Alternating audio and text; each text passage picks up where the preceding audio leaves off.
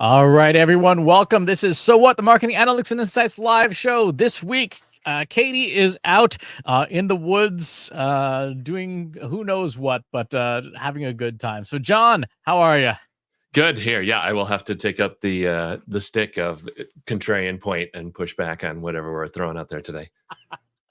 Today, we're talking social media marketing and how to use AI, particularly generative AI, for social media marketing. So we said we're going to talk about modern social media marketing practices, generative AI's role in social media marketing, and critically, what not to do with generative AI and social media marketing. Hint, if you're auto-commenting on everything, you're doing it wrong. Oh, that's like the number one complaint, like the LinkedIn. Hey, that's a great post. Tell me more about this. And there's like 8 of them in a row. You're like, okay, yeah, that's not how. Exactly. So let's start off with this modern social media marketing, social media marketing in 2024. And what's on your radar? Yeah, that's a great question because we are in kind of this post social media phase of it's a media channel, right? We're no longer doing that thing of like, oh, if I can get 50 million followers and 2,000 likes a post, I'm winning. Like that. That's it. And it's been bizarre to see even with threads. I've seen even people with thousands of followers saying, man, this is really weird how it's, post, no likes, no likes, no likes, 65,000 likes, no likes, no likes, no likes. So the big thing is this transition to you've got to nail the topic. But the good news now is if you find something that resonates, it immediately spreads beyond your own network. So you're not kind of hampered by follower account like you used to be. Yeah, phony comments, that's right on the list. I think the other fight, the other thing that's huge for me has been the stuff you've been doing with generative AI to create topics and lists and just do a better job of editing and get better quality content. But yeah, to be honest, I have definitely been the curmudgeonly old man on my porch saying, go away with your Gen AI. So I'm really excited today to hear what you've been playing with and digging in because I know you've been messing around with a lot of stuff. So let's start off with social media practices because I think that's important. You hit on a really important point. TikTok was the first social network where the content mattered more than the creator.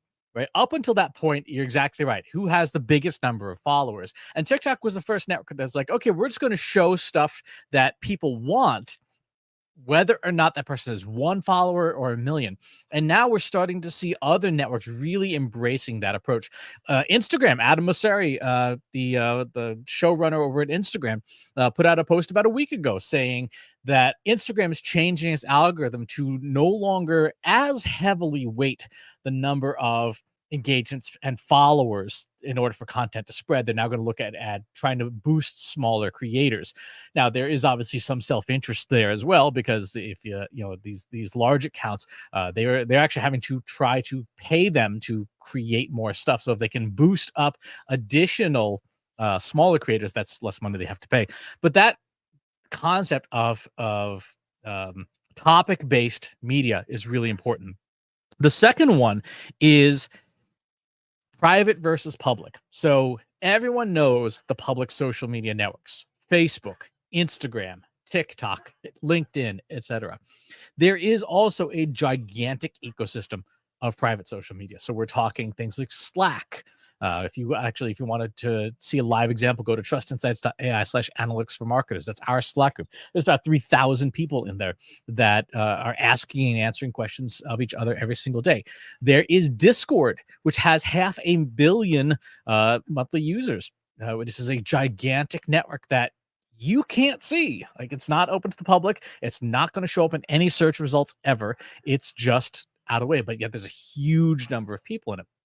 And then there's all these other apps that have their own private ecosystems. And so part of modern social media marketing is understanding that you have the public facing things like Twitch and YouTube, and then you have private networks, even paywalled private networks where you can't see. Patreon, for example, people who if you're a paying member of someone's Patreon, you get access to other fans and communities and groups that are not available to the public.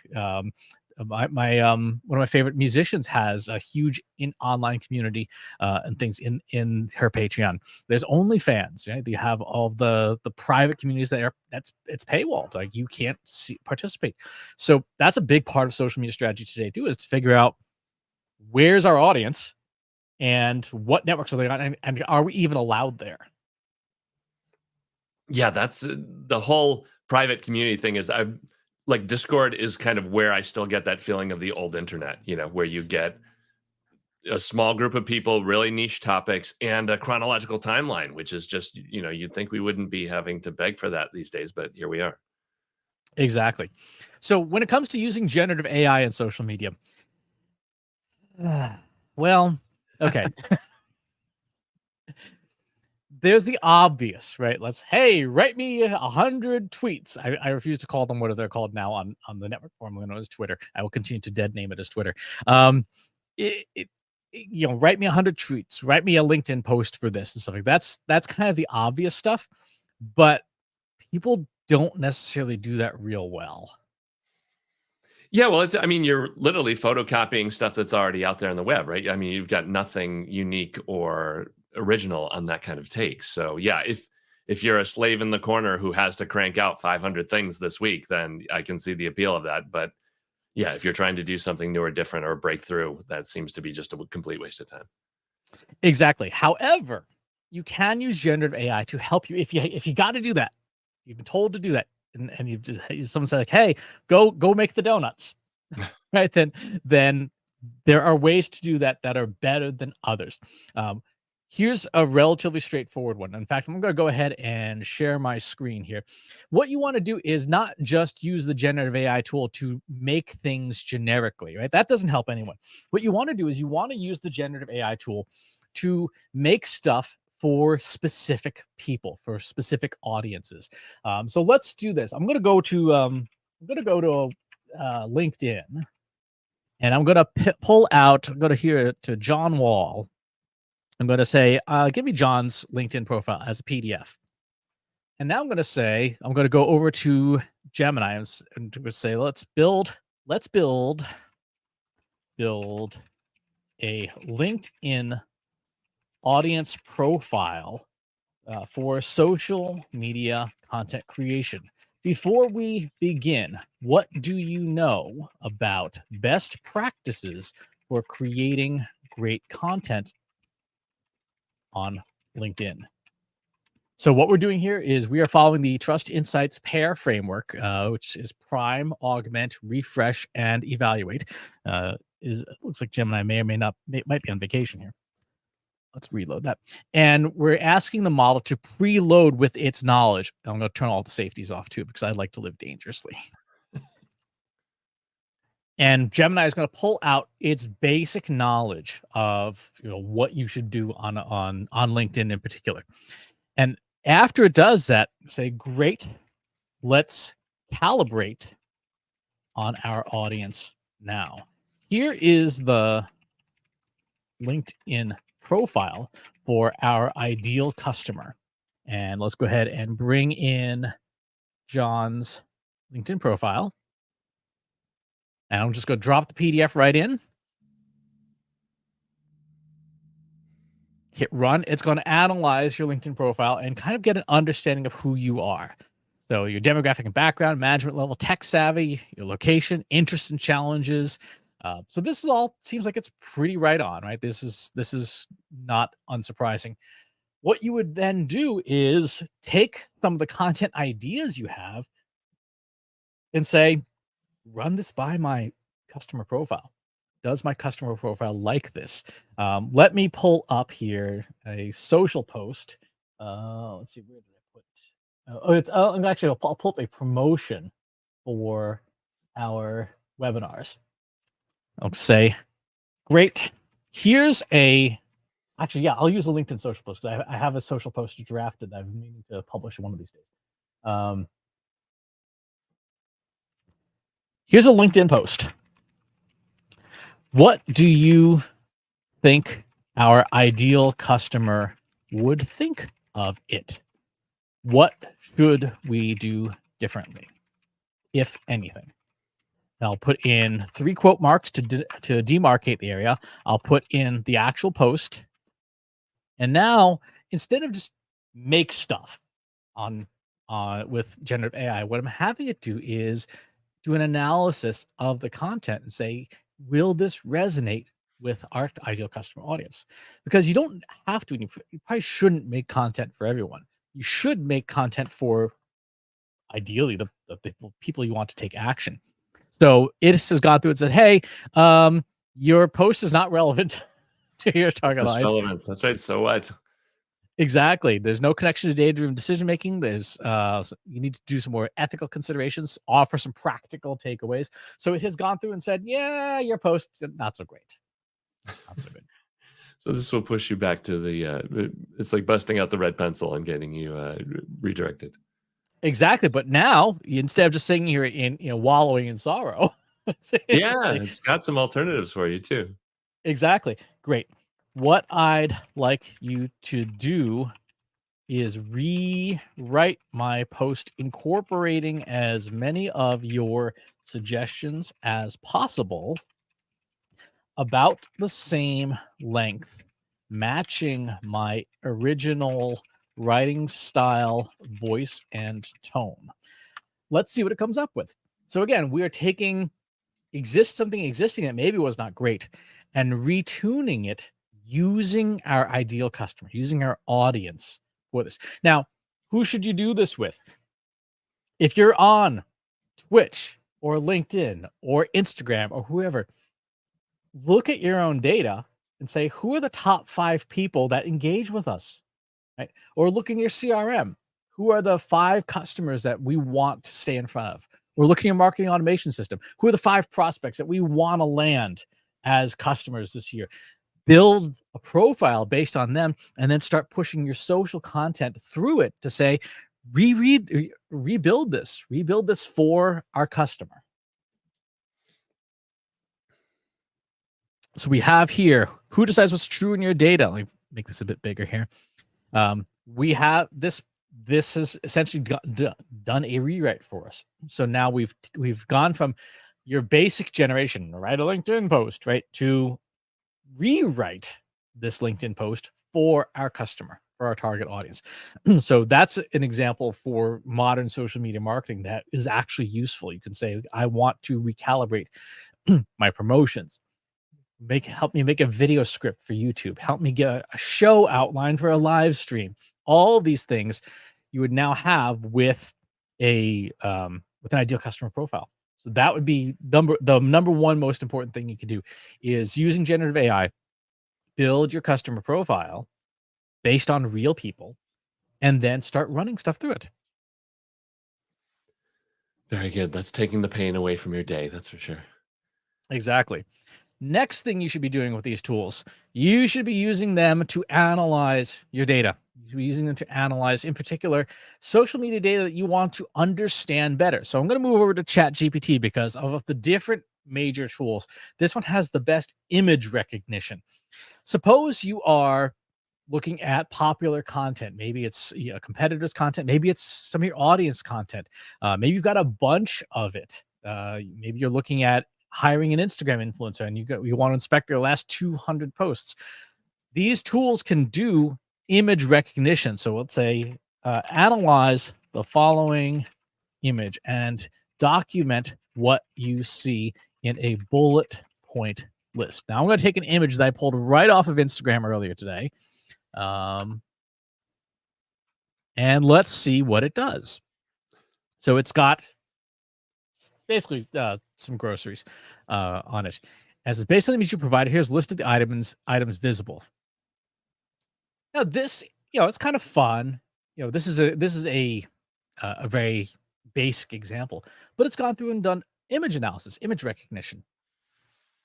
One image, kind of interesting, but if you were to start doing this at scale with images on a hashtag, or with images on DeviantArt or any of the image-based social networks, you could start putting together a topical analysis of the things that people share, especially if you also happen to have accompanying post data.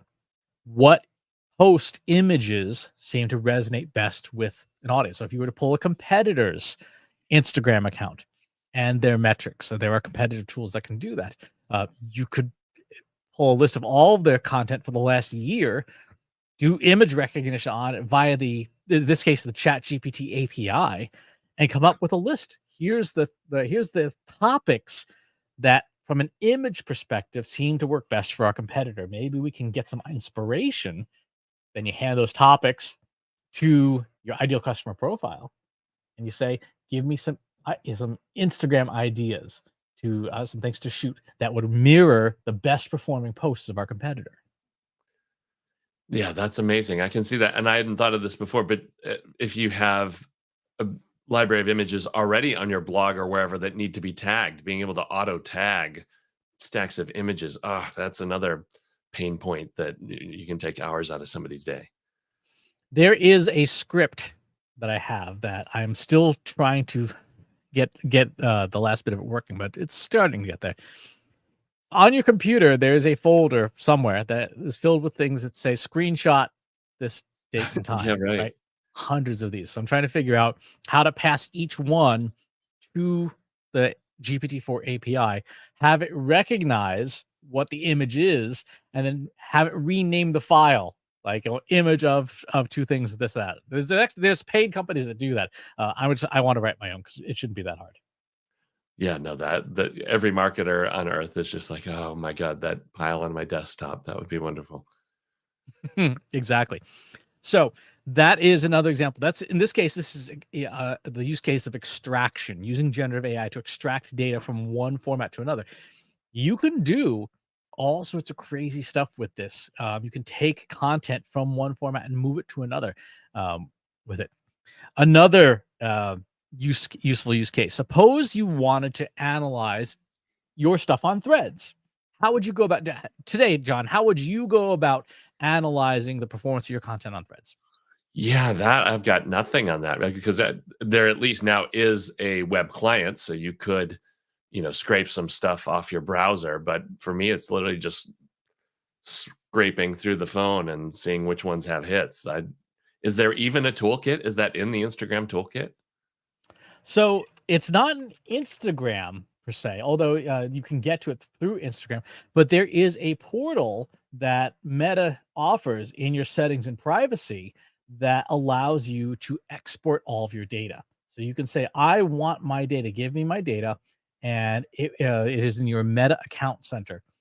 So if you go to, in this case, go to accountcenters.instagram.com, and then you will be able to see your information and permissions, download your information, and then you can basically make a request of what information you want. So you could say, for example, here on my, there's my Instagram account, because Threads is part of Instagram. I want some of my information, and you go down and say, where it is here, Threads. I want my Threads data, and you want it downloaded to a device. So you queue up all this information. So this is all of the data from Threads. What's in the box? What do you get? You get a very, very unhelpful, extremely large pile of data. Let me pull up what they send you. They send you a big folder. They send you a big folder that looks like this. And All JSON, that's good. it's Threads, so it's all JSON files.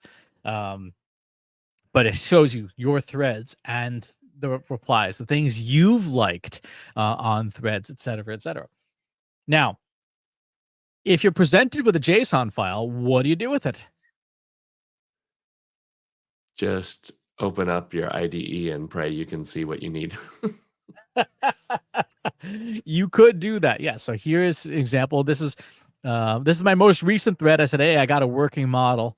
And you can see there's all sorts of data about this.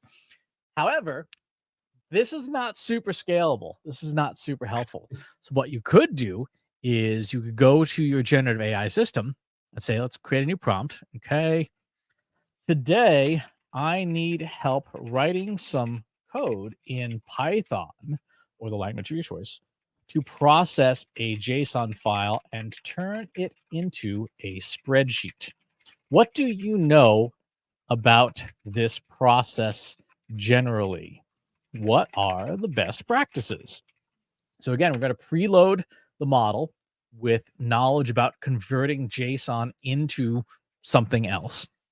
And then I would provide it with the JSON file. and say, here's the file, write the Python code to interpret this file, turn it into a Python script, and then for all of the stuff that's in that folder, I can now convert it all into spreadsheets.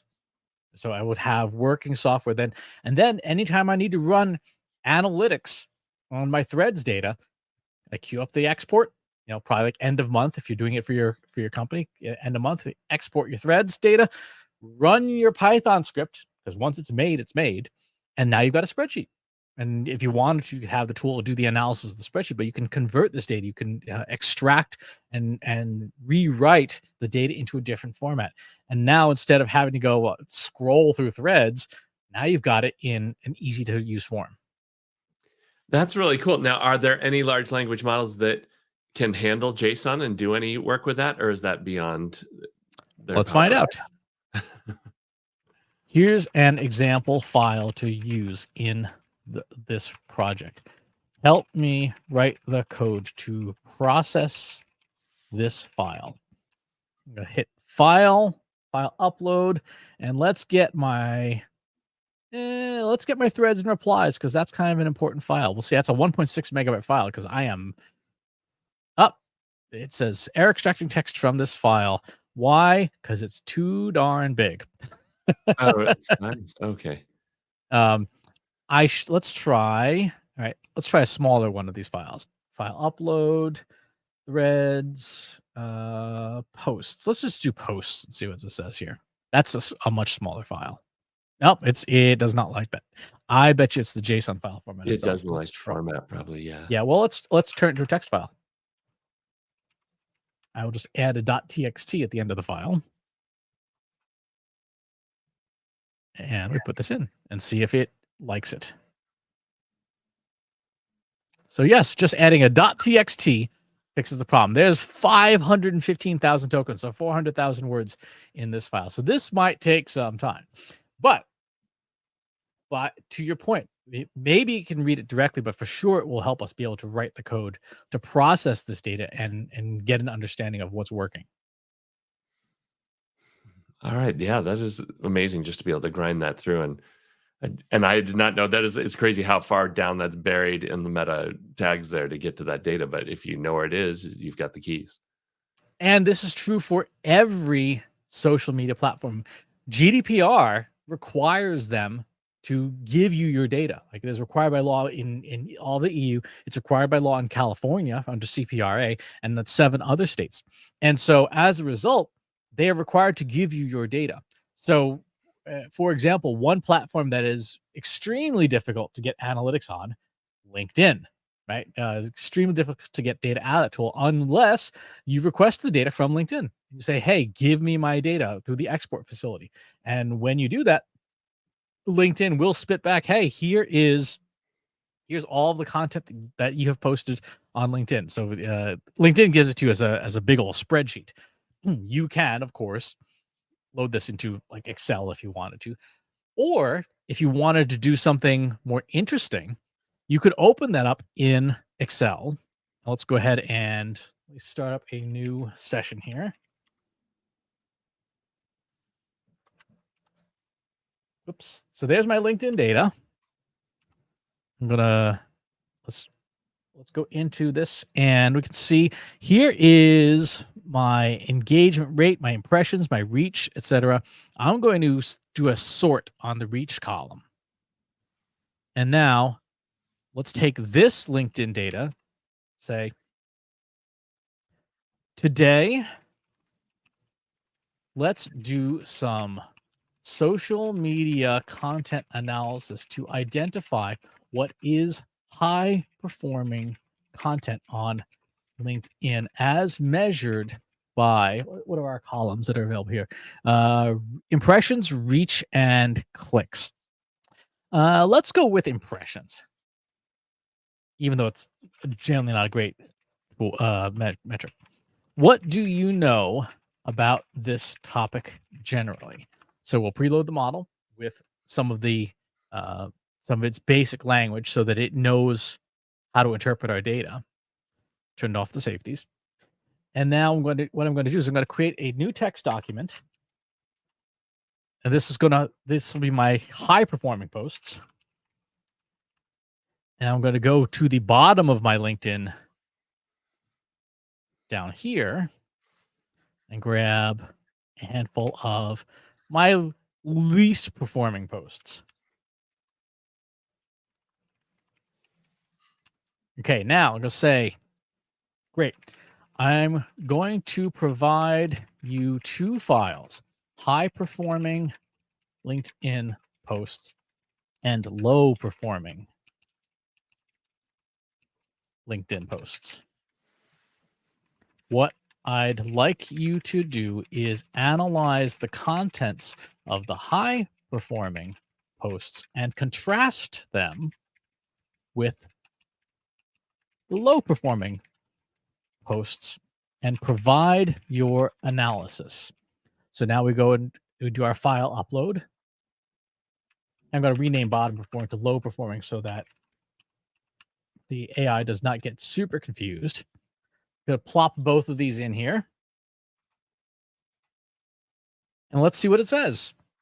So here we're using generative AI to do analysis of unstructured data. So this is data where we've done the binning, we've sorted it out, and now we want to say what's the difference? Why is this not working? Low performing posts, repetitive format. It's just, election. High performing posts, variety of content types, focus on engagement, trendy topics with a practical approach, strong calls to action, promotional content with value. These are its recommendations, right? So this has gone through now and done this assessment of our content. This is from the Trust Insights LinkedIn account. So I say, great. Let's turn this into a checklist for our content. Write out a checklist like a pre-flight checklist that a pilot uses to assess any new content before we post it on LinkedIn using the criteria from your analysis of what makes a post high performing versus low performing. So now we're going to take this summarized knowledge and we're going to rewrite it. We're going to turn it into something else. And now we've got a pre-flight list. We've got a standard operating procedure that we can use, that I could hand off to, for example, our account manager, Kelsey, and say, hey, when you're scheduling social media posts, here's the checklist.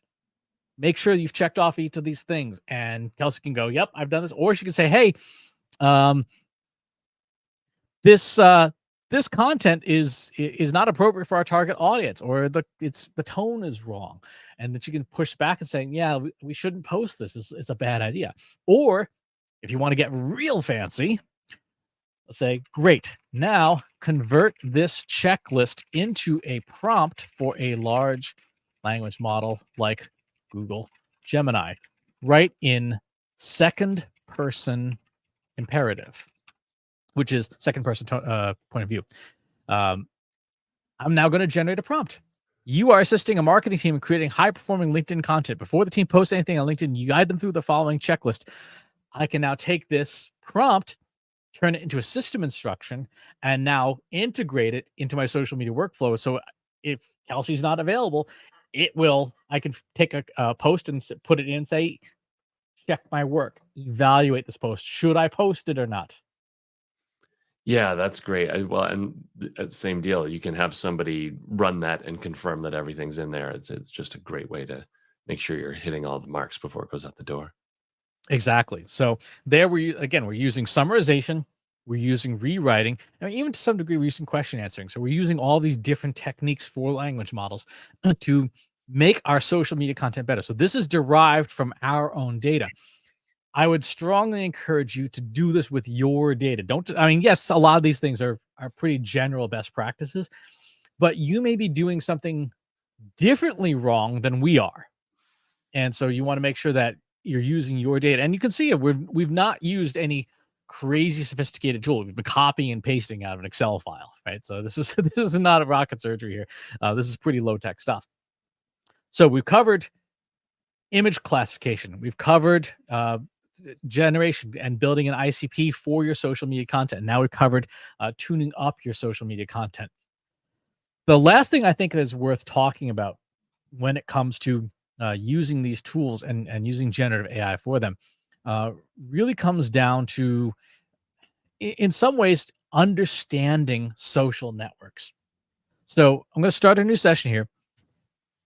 A lot of people, and I do mean a lot of people, talk about hacking the algorithm. Here's the 28 LinkedIn algorithm hacks that will make you a better marketer. John, you've seen all those. What are the hacks that you've heard of? Post once a day, always answer all comments, tag everybody and their uncle, even if you don't know who they are. Yeah, I don't know. That's the low hanging fruit. Oh, and ask questions and have surveys. That's it. Now, here's the question: is that valid?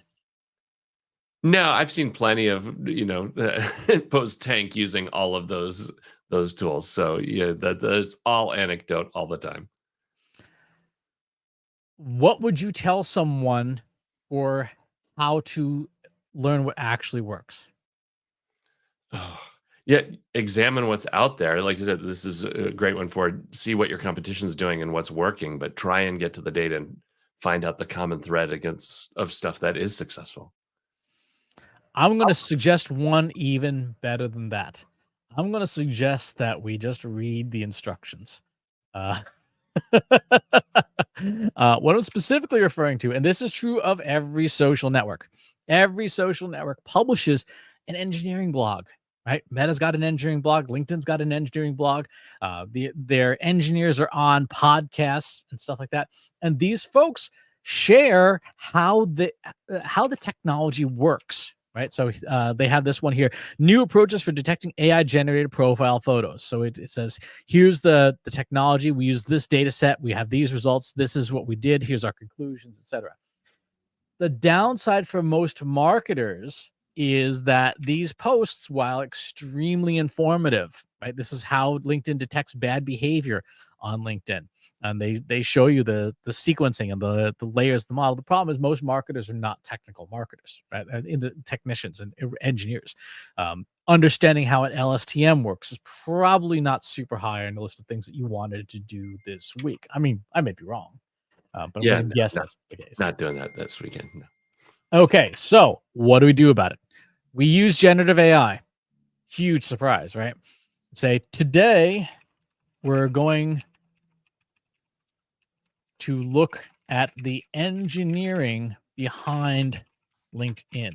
Please read through and provide a high-level summary of this LinkedIn engineering blog content.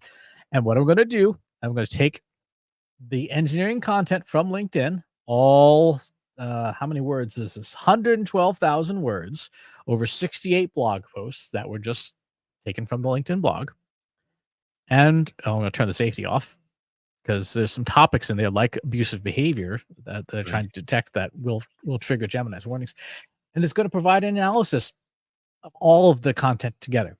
This is really important because there's a lot of detective work that goes into understanding an algorithm, right? So LinkedIn doesn't just hand it to you on a silver platter saying, hey, do these 8 things and your stuff will do better. Instead, what they talk about is, here's all the different systems and technologies that we use under the hood.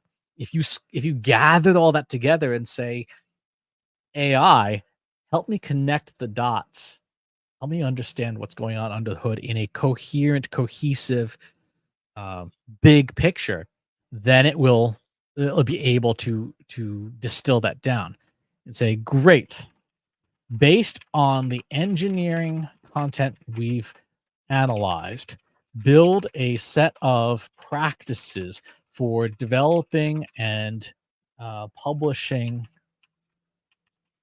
high performing content on the LinkedIn newsfeed. We define high performing as content that gets great reach and engagement. Write the practices in bullet point format. So now we're going to say, You've got all this knowledge. We've distilled down the entirety of the relevant portions of the LinkedIn blog. And by the way, I would, if you were going to do this in production, I would also recommend grabbing podcast interviews from This Week in Machine Learning and a bunch of other very technical podcasts where LinkedIn's engineers have done an hour and a half of talking about what's happening on LinkedIn. It says, yeah, okay, here's your content creation, relevance is value, diversify content types, use trending topics and hashtag, encourage conversations, right? That's the basics. Optimizing for LinkedIn's algorithm, understanding dwell time, right audience, people you may know, etc. Say, great, this is a good start, but this is all fairly obvious content. I think we'd agree this is not a surprise, right? Yeah, right. That's the, engaging content. That's all you have to do. Just write engaging content. Exactly. Give me a set of practices based on the technologies described in the engineering blogs for high performing content that are not obvious. This is an example of obvious content. Do not provide obvious content like this.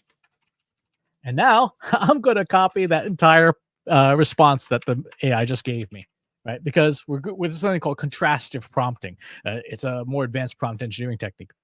You basically say, hey, all that stuff you just gave me, disqualify it. It's out. Instead, find me more things, better things, newer things.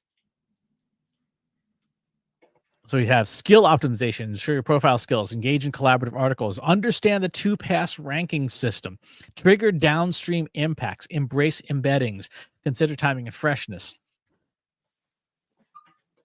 I like this. Explain in greater detail the point. Give me step-by-step instructions for how to do this. Anything that you don't understand as a marketer, just ask the machine, hey, explain to me, break it down for me, give me a step-by-step instructions for leveraging this particular technology. And assuming that the data is there, a model will be able to do that for you. A model will be able to digest this. Now, what we're doing, we're using Gemini 1.5. You could use Claude 3 Opus for this. You could use ChatGPT, the paid version. Any of the big paid models that you can do this with. You cannot do this with any of the free versions. So if you're using the free versions, this is not going to work for you. Here's a step-by-step. One, grasp the basics, understand what the rankers do, optimize them, capture attention early. The first pass ranker makes quick decisions about content relevance, so it's crucial to grab attention within the first few seconds. Strong visuals, compelling headlines, etc. Leverage keywords and hashtags. Post when your audience is active. Second pass ranker, encourage engagement, consider dwell time, build relationships. And you might say, okay, well, that's great for the first pass ranker. Okay, I understand this idea of capture attention early. Give me some practical tips on how to do this. Again, you may read it and say, well, okay, that's great. How should I do this? So one of the things that I've done this experiment a few times. One of the things that we'll recommend is cross-channel. That if you've got a LinkedIn post that you want to do really well, email your list about it.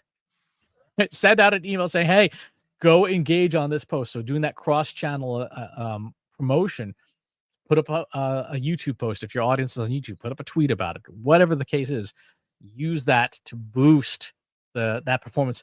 In a previous iteration of this, it said you're trying to target that first 60 seconds. If you can, first 60 minutes. If you can get that first 60 minutes, you're in good shape. If you have coworkers, tell them in your internal Slack or Discord or whatever, hey, our new post is up. Everybody go like and comment on it. So these are, again, these are all the things that you can do to deconstruct social media algorithms using the engineering content. Instead of guessing, we just take what the engineers are telling us that this is how it works, and we follow instructions. Yeah, I love that as far as taking advantage of the first pass. Like, I did not know it was a 2-pass system the way that does that. That's pretty interesting. If you miss that first window, you're completely out of luck. Yep, exactly. So These are some of the practical examples for how you use generative AI in marketing. It is way more than just, hey, make me a LinkedIn post, make me a pile of tweets and stuff. We're talking about processing your data, reviewing and digesting technical data, doing data analysis, building an ideal customer profile, and running your social media content by it, either manually or programmatically. But there's all these different things you can use generative AI for. So the last couple of minutes, the things you shouldn't do with generative AI. Clearly, the bot, responses to everything. They all have the same little rocket ship emoji, and that's some great insights, John. They're everywhere. Everywhere. It's every platform. Everyone is syncing, and the reason why people say, well, why can't they stop this, is because these are being done by browser extensions. So the software company can't detect the difference between a human typing that in and a Chrome browser extension just copying and pasting it in. So it's very difficult to detect, even though we can see the broad pattern, because you can see that, the last 10 people had basically the same comment. You can't tell that any one of those people individually is using this on your post. So there's no good way of filtering that out. The best you can do, if you're tired of it, is find the people doing that on your profile, just block them. Just kick them to the curb. That's seriously. Second thing you should not do, you should not use generative AI tools to harvest data that you don't have privileges and rights to. You can do a whole bunch of things that are definitely a different color hat than we try to wear around here. The tools can do it, but as Ian Malcolm said in Jurassic Park, your scientists were so preoccupied with whether they could, they never stopped to think about whether they should. Yeah, don't find yourself locked on Jurassic Island. That's orange jumpsuit is not the way to go. Or being eaten by a tyrannosaur. And third, please do not deploy content directly out of a generative AI system to a public social network without human review, because the potential for that to go wrong. This actually dates way back to 2016 when Microsoft released Tay, their Twitter bot, and Tay was turned into a racist porn bot within 24 hours because it trained on the replies it got, and no one thought, hey, we should put some guardrails on this. Yeah, no, runs afoul of itself quickly when you throw it straight into the cistern. It just gets ugly quickly. It really does. Any final parting thoughts, John? Yeah, be a good citizen. Use this stuff to make great stuff. Don't be a jerk. I think that's the right message. All right, so that's going to do it for this episode. We hope we found it useful and gave you some ideas for using generative AI with your social media marketing. Again, it's way more than just make stuff. You can even do things like copy and paste a competitor's public post and say, what is their social media strategy? Or if you have posts from a couple different networks, say, identify their social media strategy. What is it they're trying to do? What's the big theme? You name it. These tools can handle enormous amounts of data. Leverage that capability. To process data and to give you insights from it. That's the best thing you can do with them, and it's way more than write me a blog post. All right, folks, we will talk to you on the next one. Thanks for watching today. Be sure to subscribe to our show wherever you're watching it. For more resources and to learn more, check out the Trust Insights podcast at trustinsights.ai/TI podcast and a weekly email newsletter at trustinsights.ai/newsletter. Got questions about what you saw in today's episode?